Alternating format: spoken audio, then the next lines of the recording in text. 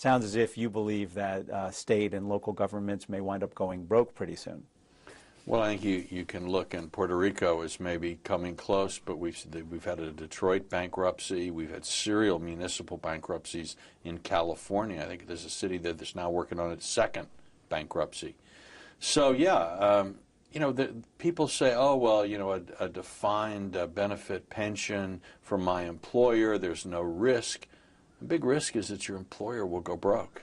Well, in the case of public pensions, we're seeing that happen, and yet there is a resistance to reform the process by which we fund these pensions, by which we set the actuarial standards for these pensions, and to have an honest discussion with taxpayers about these pensions. Why?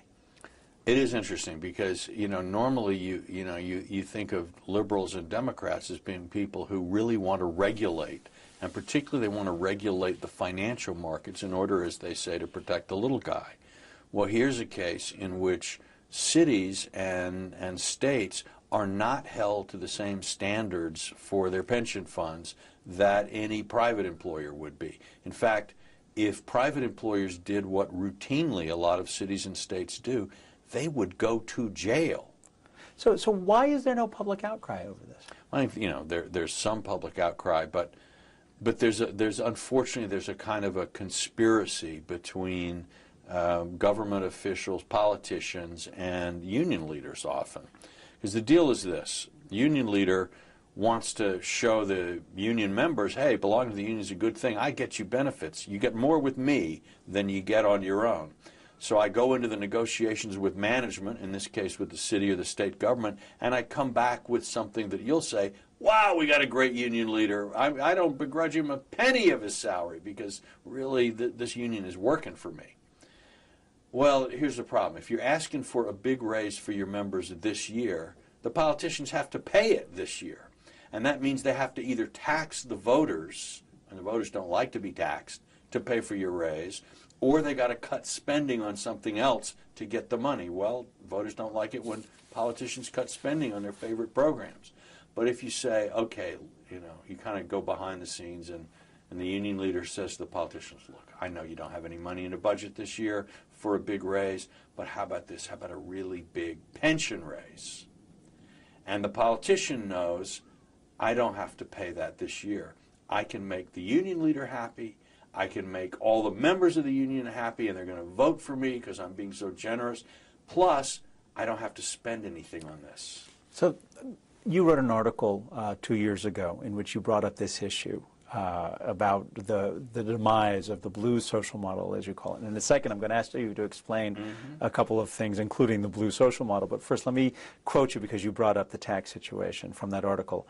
Voters simply will not be taxed to cover the costs of blue government, and in most cases, they will vote out of office anyone who suggests otherwise.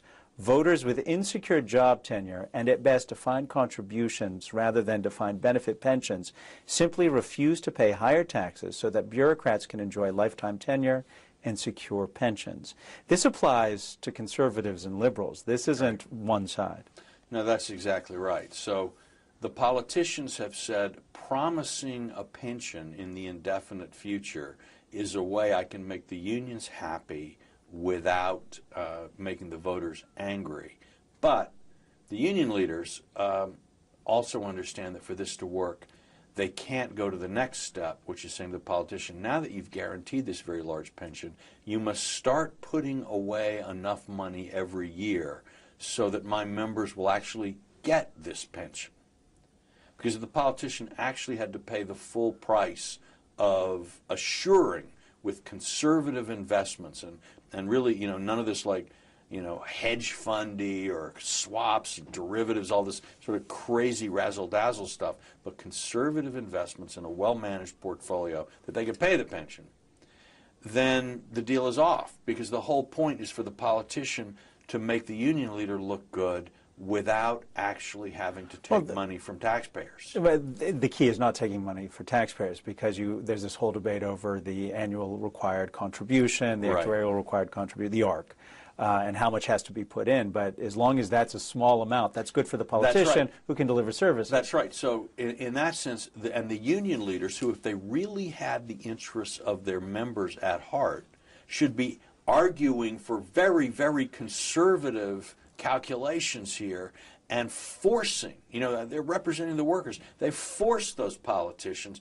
to put enough money into the system so the members' pensions will be 100% secure. They don't do it. They actually collude with this idea of assuming these very high rates of return, which then mean that the pensions turn out, in many cases, not to be adequately funded.